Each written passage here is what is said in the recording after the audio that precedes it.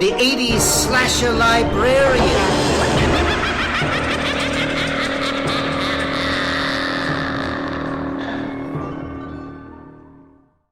Hello, Fright fans. Tonight's story, Demon Night, Chapter 6. Breaker had seen it all before, too many times before, but the display of the salesman's power always hit him like a fresh punch to the gut. There were 4 of the newborn creatures beginning to caper and prance out there now as the salesman dropped new blood on the ground.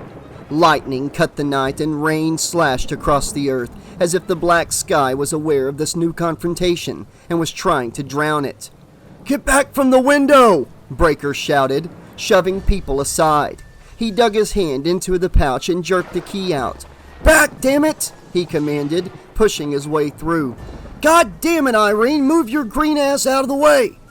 Lightning flashed again. One of the creatures already had its rubbery claws on the open window frame.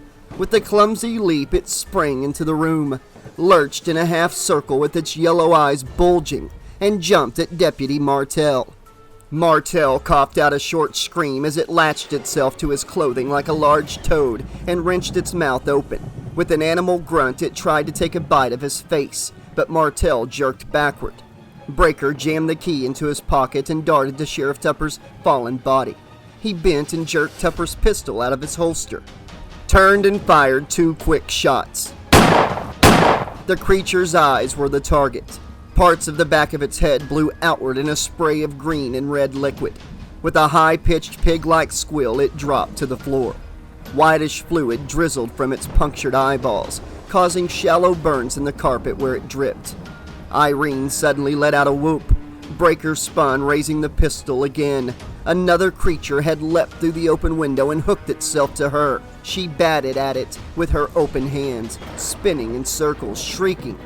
Breaker hesitated, then fired twice. The creature thumped greasily to the floor with its eyes shot out, twitched once, and was still. Someone began to giggle.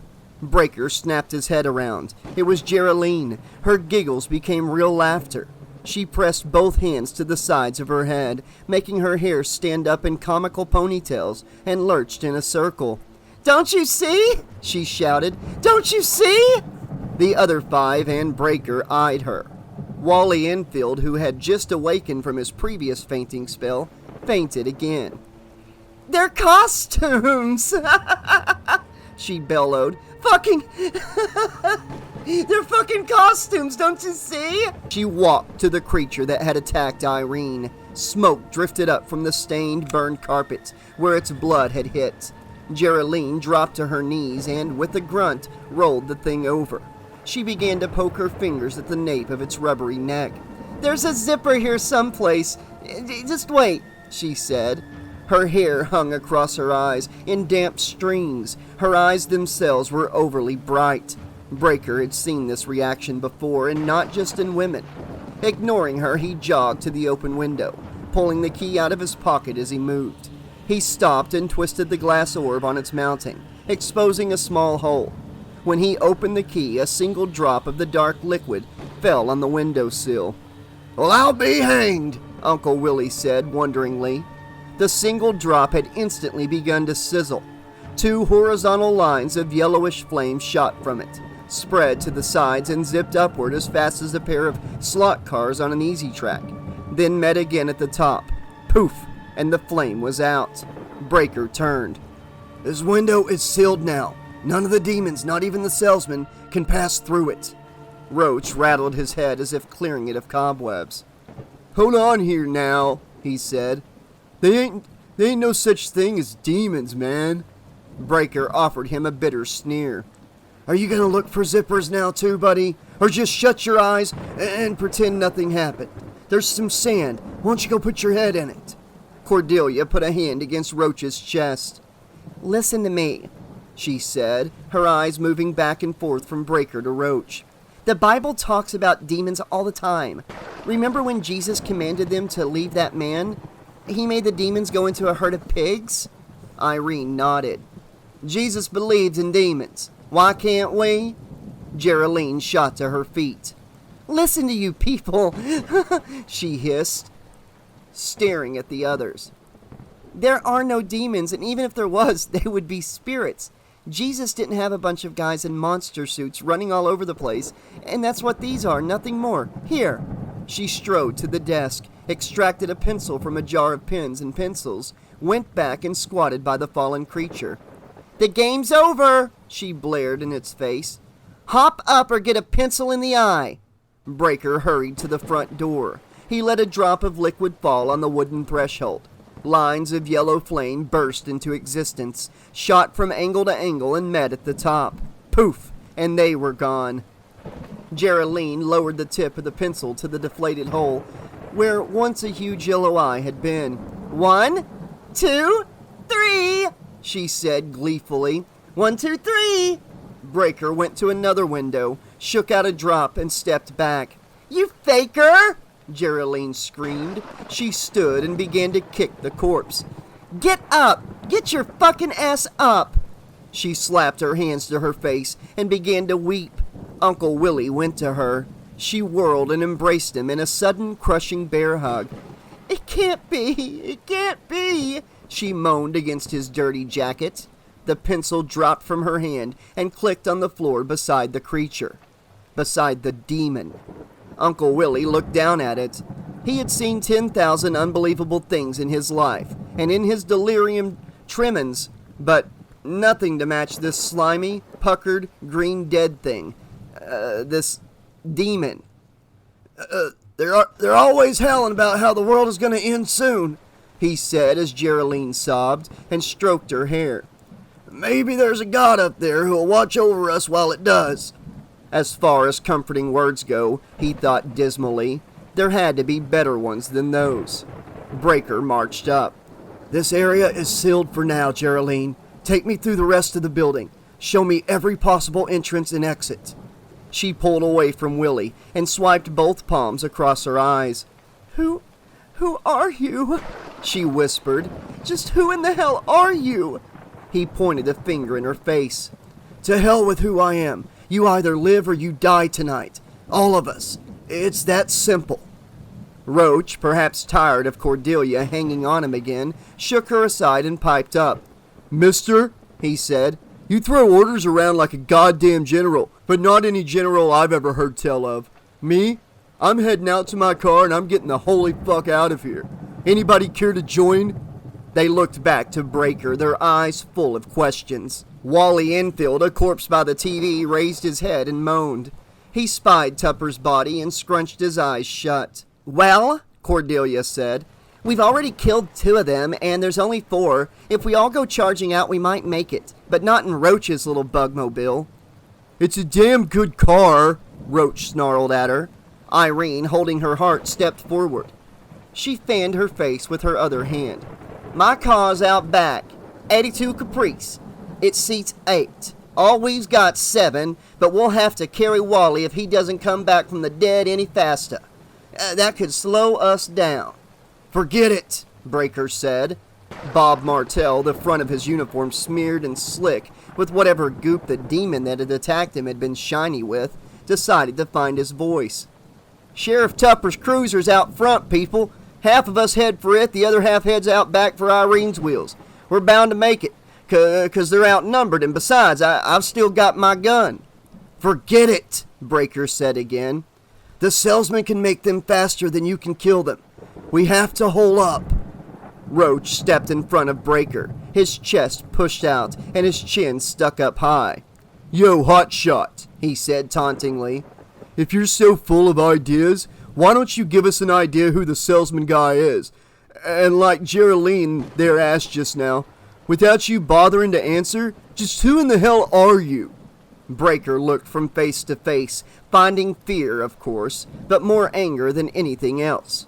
Why, he wondered, was he surprised? People do not want to deal with unpleasantries. People do not want to deal with the unexpected. As long as people have enough to eat and enough to drink, they will be satisfied to ignore the ways of the world until it all comes crashing down around their well-fed, well-watered heads. Suddenly, they look for a quick way out and someone to blame for the interruption. He shut his eyes for a fraction of a moment. Once upon a time, he had been a child. Once upon a time, he had been a sturdy little boy full of innocence and smiles. He grew up in an era when the world went mad. If not for the war and what he discovered there, he would have lived a normal life. Exhausted, he willed his eyes open. "I have no control over you," he said. "All I can do is warn. If you go outside, you will die. It's that simple, folks." Roach emitted pig noises through his nose. "As if that answers the question, Breaker. We all want to know just who you are." He jerked out an arm to indicate the outside world. "And who that freaky guy is and how the both of you wound up here." He looked at the others. "Right? Don't we all want to know?" Breaker eyed them. No one was in unison here. It was a flock of malcontents looking for an exit from an unpopular place. He went silently to where his butterfly knife had fallen near the dining table, folded it together and shoved it into his pocket. It was an old knife and a trusty one, and had saved his hide more than once. None of these people seemed likely to do him a similar favor. "I'm not explaining to you or anybody else," he said finally.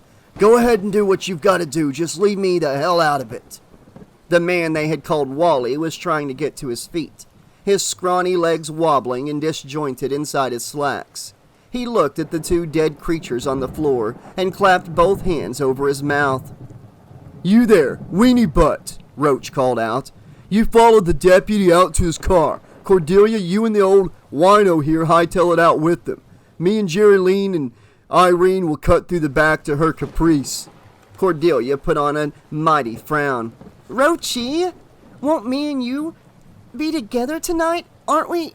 Let me go with you." "Fine," he said, waving her away with one hand. "It doesn't matter anyway. Half of us goes out the front and the other half out the back. Breaker!" Breaker shifted his gaze from a window over to Roach. "Give me that gun. We're gonna have to shoot our way out most likely." Breaker's eyes narrowed. "You don't have a chance, kid. None of you do." "Kid? Ha!" Roach spat on the floor and hitched his belt up higher. "I'm in the National Guard, Breaker. I'm a goddamn specialist E4 in the National fucking Guard." "Wonderful," Breaker grunted. "You have extensive combat experience." "Been trained for it at least. And you ain't nothing but a street bum anyhow by the looks of you." "Sticks and stones," Breaker said tiredly. "And you're not getting my gun." "Afraid to be without it?" Roach goaded. "Chicken shit, maybe?" "Extremely, yeah, that's it." "Then screw you, nutless. Hey, pretty girl." Geraldine looked around, then locked eyes with him, her face dull, her mouth hanging slack. She licked her teeth. "What?" "You and me and Cordelia and Irene. We're going out the back. Is there any steps back there, a porch or something? We could fall off and none of us want to, be late supper for them rubber monkeys." "3 steps," she said. "Concrete, no porch." "Okay." He propped his hands on his hips and surveyed his army. "Deputy, gather your crew by the door. Cordelia and Geraldine, come with me. Irene, get your keys out and ready. We're gonna be out of here and in them cars in 3 seconds flat. I'm betting, right, Breaker? Last chance." Breaker dragged a hand down his dirty, haggard face. With a sudden motion, he sailed Tupper's old Colt, police special, across the room, into Roach's hands. "Shoot for the eyes," he said. "Nowhere else will do." Now Roach grinned. "You just sit tight, and I'll have a whole cavalry here in half an hour. Wino, you go help the weenie butt get his scrawny ass outside." Uncle Willie, muttering indecipherable things, went to aid Wally in his quest to get up off the floor. "Don't be barfing on me," he warned as he slid an arm under Wally's shoulders to support him. "And don't be screaming my ear or nothing if them demons get close." Wally, pale as a bar of ivory soap, nodded acceptance of the terms. Roach blew out a long preparatory breath. "Okay, take your positions, folks."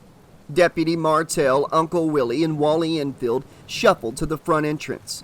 Martell drew his pistol, flipped the cylinder open, checked it, clicked it back into place. 6 rounds of 132 grain, he told Willie. Drop a giant in his tracks. Drop him like a rock. Don't be telling me there's giant ones out there too, goddammit, Willie said with a voice that shook. Roach herded Cordelia, Irene, and Geraldine past the desk and into the kitchen. On my signal, he said, making Geraldine jump. Got that, deputy?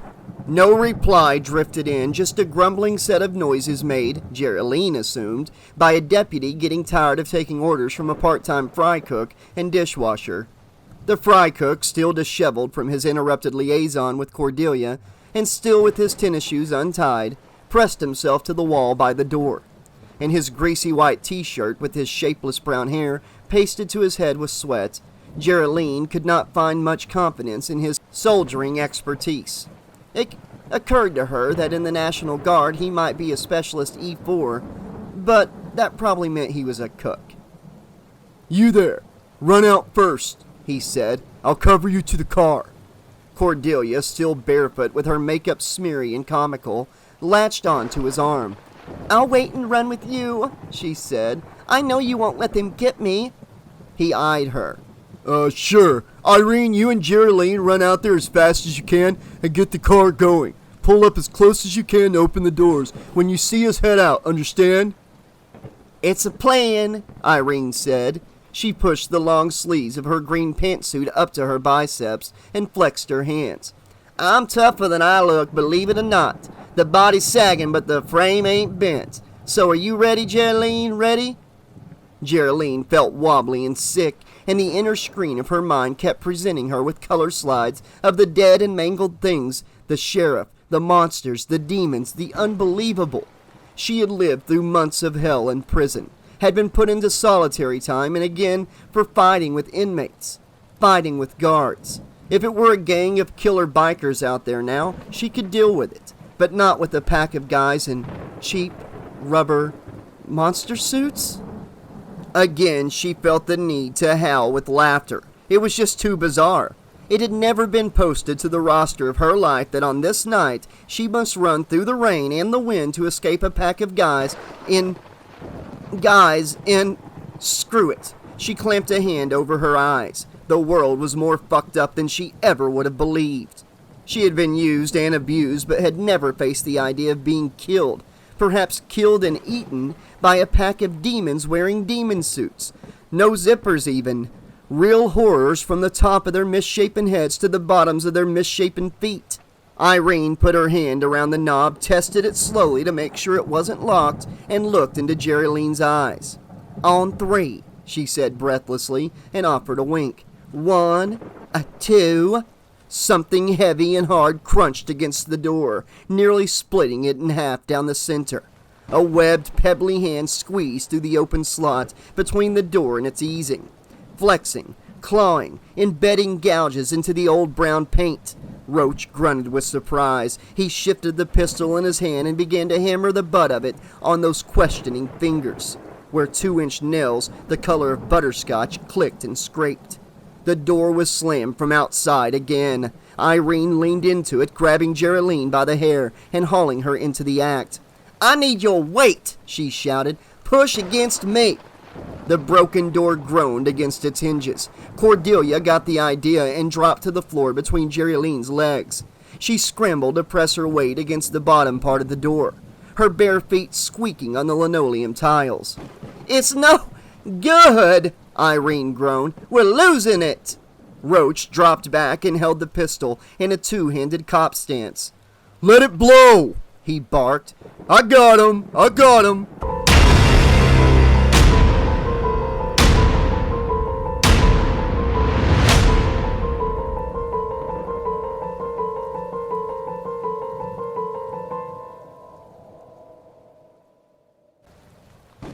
As it turned out, no one needed to let it go. In the next assault, the door snapped apart in a spray of wood chips and paint.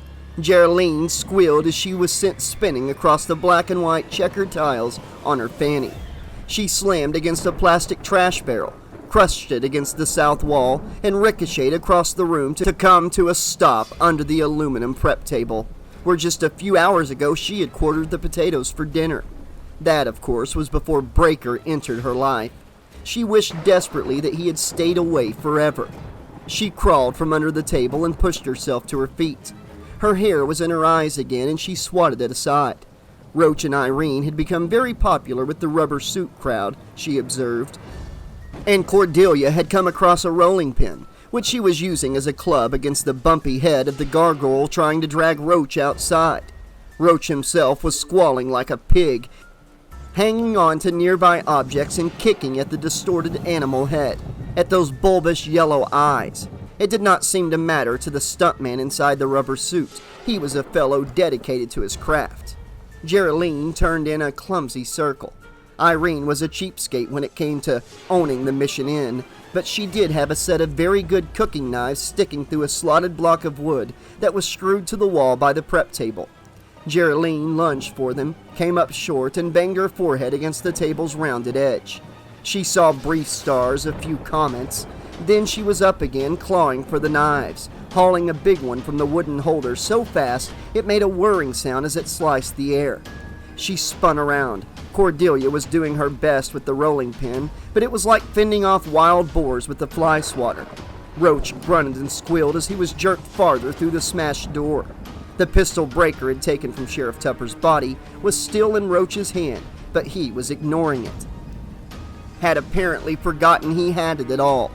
Geraldine charged at the nearest stuntman, one who was in a finely crafted monster suit that made him look like a green and red frog with the rooster's comb flapping on top.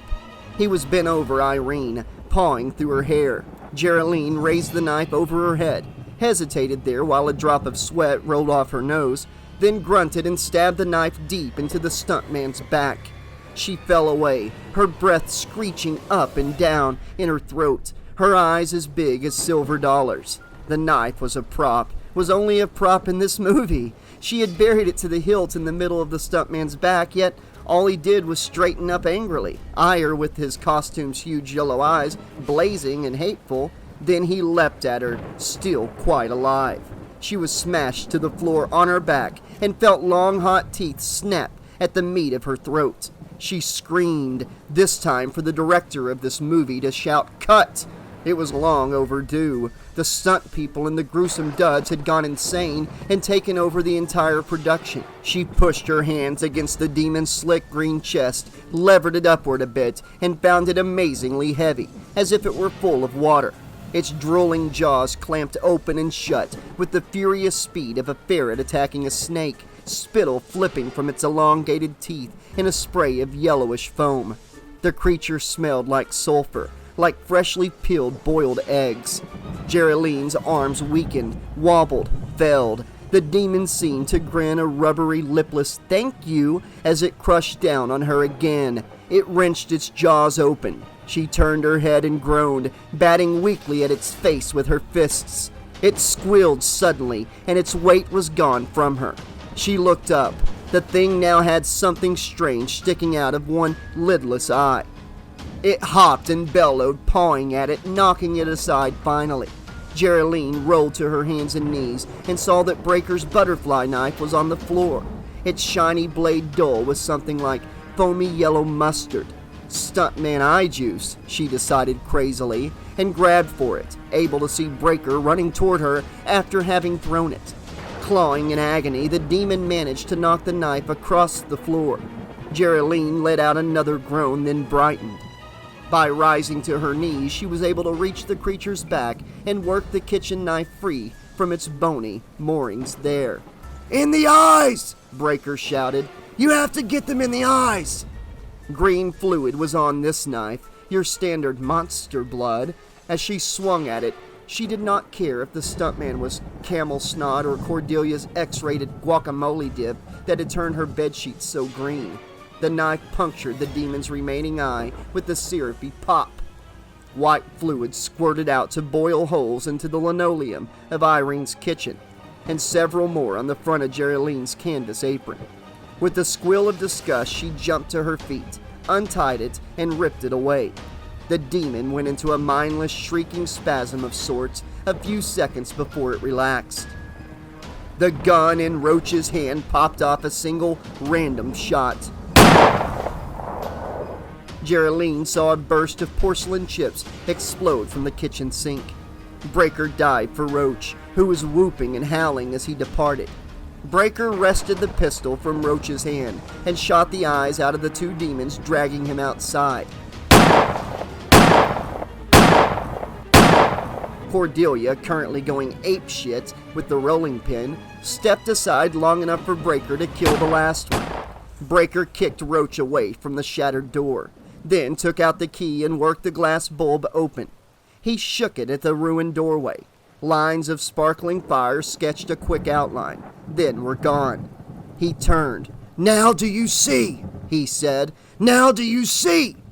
Something wet and gray shot out of the dark behind Breaker. Geraldine uttered a short screech and dropped into a crouch with her arms protecting her head. Sure, now that this invasion would never end. The creature sailed through the shattered doorway, its claws outstretched, its tail arched, and its eyes glowing and insane. It crossed the boundary between inside and outside, and burst into a quick, blinding flash of white flame. When it hit the kitchen floor and slid against the wall, it was little more than a husk, a drift of oddly shaped ashes. After a wondering moment, Geraldine rose up again. That liquid stuff, what is it?" Breaker armed sweat off his face and dug the leather pouch out of his clothes. He shoved the key inside. "Weird science," he said, approaching her. "What we have to do now is seal everything in this building. All of it. Come on." He took hold of her arm. She allowed herself to be carted a few steps and then jerked away.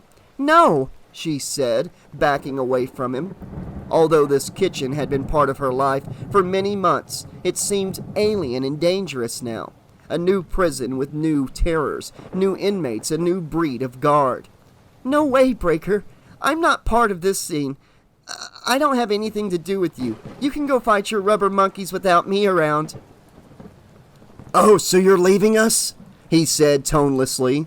"Maybe gonna go out the front door instead of the back? Do you suppose the others did any better than you? Do you suppose the deputy and old Willie and the scrawny guy are snug and safe in that cop car out front?" "I don't even care!"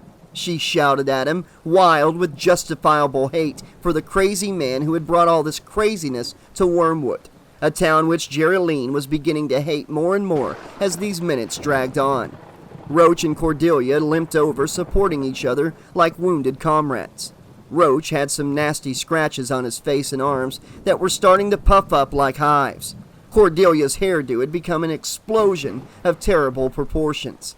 Irene puffed her way to the huddle, shaking and waxen, but looking very determined. "They ain't taking me out of my house. They ain't taking this house away from me," she said, smoothing her green pantsuit where it could be smoothed. "I have invested my entire future to making this place work, and if Jesus could cast out demons, so might I thusly be able." She frowned. "Geez, do I sound biblical or what?" Breaker seemed to want to smile, then recaptured his stern face and stalked away. Geraldine offered him a mental adios. "We can, see if the other guys made it," Roach wheezed. He dabbed at a cut on the side of his neck. "Let's go out front and see." Geraldine followed behind the trio, wanting in fact to locate a bottle of premium firewater, lock herself in one of the bathrooms, and drink her way from now to dawn, and the end of this unwanted chapter of her life. If it really did end at dawn. Breaker had said something about surviving this night and all would be okay in the morning, but who the hell was he to know? Roach went to the window beside the television where Dr. Richard Kimball was soundlessly endearing himself to this week's batch of disturbed yokels. "Can't hardly see squat," Roach said after cupping his hands around his eyes and pressing them to the window. "Which car was they going to be taking?" "Supposed to be that asshole deputy squad car," Cordelia said. "Is it still out there?" She turned and looked over to where Tupper lay on the floor with a broad halo of blood circling his head. "Poor Parnell, and he was a family man. He has a little kid." Roach crouched and shifted as if scanning the Atlantic through a periscope, his breath fogging the glass. "Looks okay," he said after a second. "Let's make a dash to my bug, pill out of here, forget Breaker and his giant key full of blood." Geraldine perked up. Blood? Roach swiveled his head. Fucking A. Geraldine, that glass ball's got blood in it that's all old and clotty. Ain't you ever seen real old blood? Never slept on a broken nose? He frowned stupidly. No, I guess you wouldn't have. Anyway, let's roll on out of here. He erected himself and once again surveyed his troops. Geraldine wanted, suddenly and quite desperately, to laugh in his face, maybe scream in his face, maybe cry in his arms. Instead, she jammed her hands deep into the pockets of her jeans and decided to fade into the woodwork somewhere. Invisible to the demons, invisible to the people, invisible to the world. Roach, Cordelia, and Irene, hushed and intent, shuffled to the front door. Roach pressed his ear to the heavily painted wood. His eyebrows moved and twitched, reminding Geraldine of those hairy little caterpillars with 800 legs or so. Clear, Roach pronounced, straightening. Time to boogie, guys. He fanned the door open. The weather said hello, flapping their clothes and drenching them in rain. All three peered into it. Now! Roach bellowed, and they charged out. It took only a second for the screaming to begin.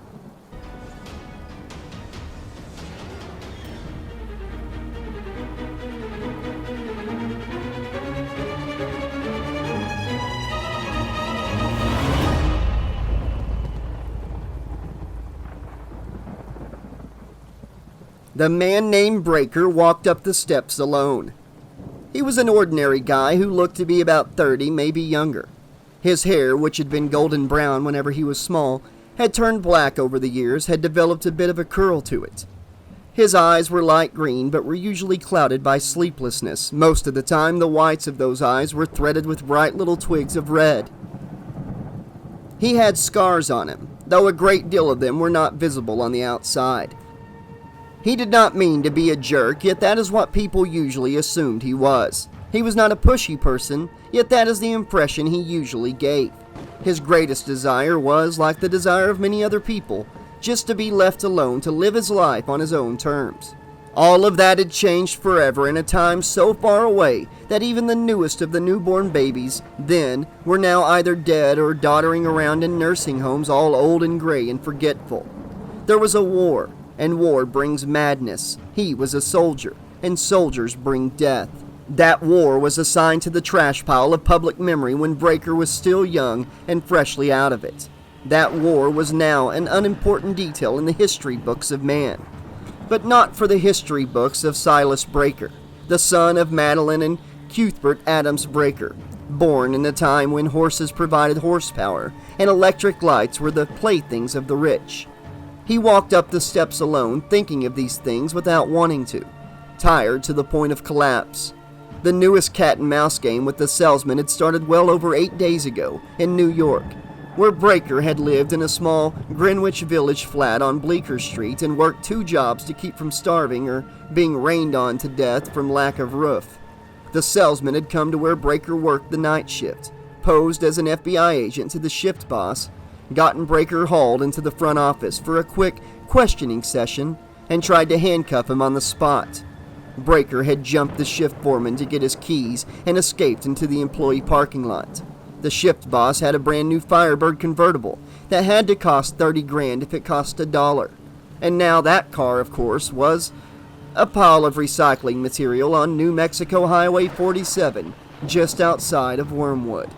Breaker got to the stairway landing and walked to the right on the thin green carpet, assuming that this had to be Irene's favorite color. The first door on the left sported 10 letters that identified it as number 2. Breaker leaned against the door frame and dug out the ancient key from its pouch, clutched it firmly in his hand, tested the knob with his other hand, and pushed the door open in a swift move. Dark inside, lightning flickered through the jewels of raindrops affixed to the window. Breaker patted in and anointed the casing with a drop of blood from the key, watched the familiar zip flash of the seal, glanced around again, and went out.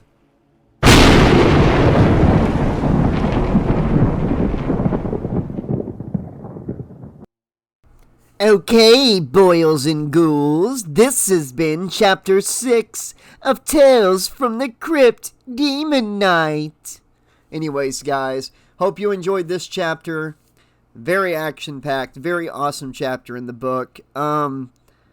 Really, it was so fast-paced, I really didn't expect it. The chapter was really long compared to other chapters in the book, but it just, I guess just so much action going on, it just flew by. But I'm really digging it. I'm loving the demon attacks. I'm loving that Roach is kind of matching his character from the movie. There's really not a lot to talk about in this chapter because we didn't get a whole lot of new information.